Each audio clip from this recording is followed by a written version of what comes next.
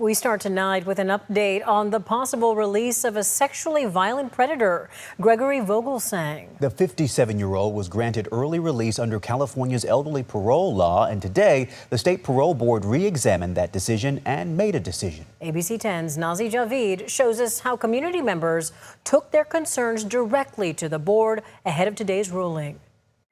California, when will you wake up?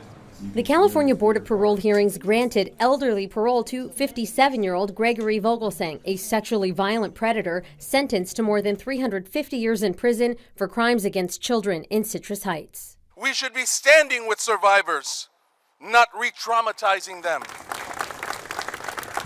Before the hearing, a rally outside a Sacramento office building where lawmakers and community members called for change. Ask our legislature and our governor to step up and do what's best for our citizens rather than criminals. The evil persists unchecked. Inside, the board reconsidering its decision as people lined up to speak out. The discussion of whether or not to grant parole to any pedophile who raped any child should not be happening. Vogelsang was convicted of molesting at least 6 boys between the ages of 5 and 11, including his own son. He was sentenced to 355 years to life, but has served just 27.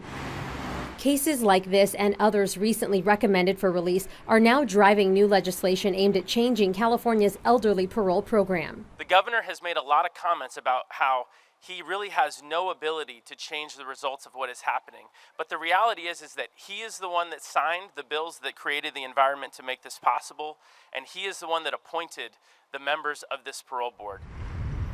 Proposed bills would give the governor more authority over parole decisions, raise the eligibility age, and exclude some violent offenses from early release. The CDCR says the recidivism rate for anyone released after an elderly parole hearing is 1.8% for any conviction. And they say none of those reconvictions involve sex offenses. But for people here, that's just not enough.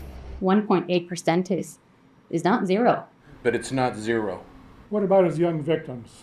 Where is their parole and release from the horrors and violence this animal inflicted on them? Allow me to remind you why he's in prison. When photos were no longer sufficient, he moved on to kidnapping and raping actual children, including his own son. What happened to protecting children?